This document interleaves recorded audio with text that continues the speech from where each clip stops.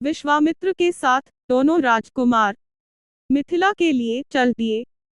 सिद्धाश्रम के अनेक अन्य ऋषि भी साथ में था। विश्वामित्र तरह मिनुस तरह की पौराणिक कथाएं सुनाते जाते। नए स्थानों और वनों में श्री राम उनसे पूछते और मुनि बड़े प्रेम ऐसे ही उनकी कथा बताते। सोन नदी को पार कर वे सब एक बड़े सुंदर प्रदेश में पहुंचे।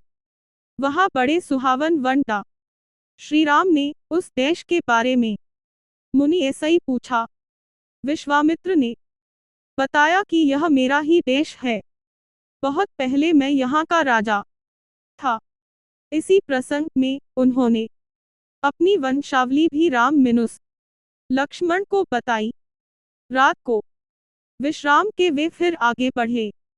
विश्वामित्र ने गंगा की उत्पत्ति, पार्वती की कथा और स्वामी कार्तिक के जन्म की कहानी राम लक्ष्मण को मार्ग में सुनाई। जब वे मिथिला के निकट पहुंचे तो नगर के बाहर उन्हें एक सुना मिनुस सा आश्रम दिखाई पड़ा। श्री राम ने उसके विषय में जानना चाहा। ऋषि बोले, किसी समय यह गौतम मुनि का आश्रम था। जब वे अपनी पत्नी अहल्या के साथ यहाँ रहते थे, तब इसकी शोभा अद्भुत थी। एक दिन बड़ी दुखद घटना हुई। एक रात को सवेरा हो जाने के भ्रम में जब गौतम ऋषि गंगा स्नान को गए तो ऋषि के भेष में इंद्र आश्रम में घुस आया। जब वह आश्रम ऐसे ही निकल रहा था, उसी समय महर्षि गौतम आ पहुंचे। इंद्र को देखकर उन्हें क्रोध आ गया। यूं कठोर शाप दिया। उन्होंने अहल्या का भी त्याग कर दिया। अब वह पत्थर की मूर्ति की तरह रहती है।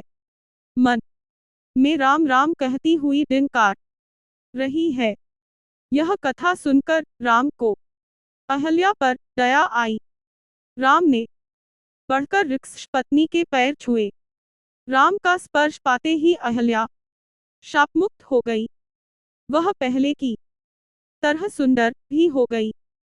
गौतम ऋषि ने भी अहल्या को सहर्ष स्वीकार कर लिया।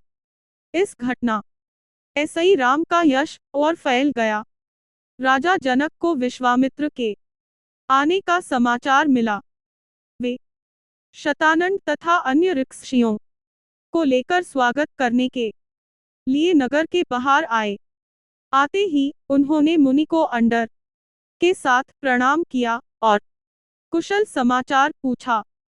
जब उनकी दृष्टि राम लक्ष्मण की ओर गई, तब राजा जनक की आंखें खुली की खुली रह गई। उन्होंने विश्वामित्र जी ऐसा ही पूछा, मोइंस ये सुंदर बालक कौन है? किसी राजकुल के भूषण है अथवा साक्षात भगवान ही है? मेरा सहज विरागी मन भी इन्हें देखकर इनकी ओर खिंचा चला जा रहा है। विश्वामित्र ने कहा, महाराज, आपका कहना ठीक ही है। ये कौशल नरेश महाराज दशरथ के पुत्र हैं। आपके सुनाभ नाम के विचित्र धनुष को दिखाने के लिए मैं इन्हें अपने साथ ले आया हूँ। पुत्री सीता के विवाह के संबंध में जो आपने प्रण किया है, यूस मैं सुन चुका हूँ। राजा जनक ने मुनि की स्तुति की और यज्ञशाला के निकट ही एक रमणीक उद्यान में मुनि और राम लक्ष्मण के ठहरने का प्रबंध कर दिया। तही क्षण राम मध्य धनु तोरा भरे भुवन धुरी घोर कठोरा। अगले दिन गुरु विश्वामित्र के साथ राम लक्ष्मण यज्ञशाला में गए। राजा ने उन्हें एक ऊंचे आसन पर बैठाया। विश्वामित्र ऋषि ने जब फिर धनुष की बात छेड़ी, तब जनक ने सेवकों को बुलाकर धनुष ले आने की आज्ञा दी। यह धनुष लोहे के 8 पहियों वाले एक बड़े संदूक में रखा था। यूस खींचकर जब सेवक ले आए, तब राजा जनक बोले, मिनुस मुनिवर, यह शंकर जी का धनुष है। देवताओं ने हमारे एक पूर्वज देवरात को इसे दिया था। इस भारी धनुष को कोई नहीं उठा सका। प्रत्यंचा चढ़ाना तो दूर की बात है, मेरे प्रण को सुनकर अनेक राजा और देव दानव आए और लज्जित होकर चले गए। गुरु का संकेत पाकर श्री राम ने धनुष सहज ही उठा लिया और ज्यों ही प्रत्यंचा चढ़ाकर यूं खींचनो चाहा कि वह बीच ऐसे ही टूटकर दो टुकड़े हो गया। वज्रपात जैसा भयंकर शब्द हुआ और पृथ्वी कांपने लगी। धनुष टूटते ही राजा जनक के हर्ष का ठिकाना न रहा।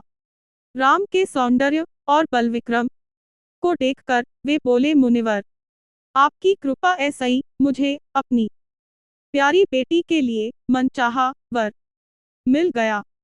अगर आपकी अनुमति मिल जाए तो मैं महाराज दशरथ के पास संदेश भेजकर बारात ले आने का निमंत्रण भेज दूं।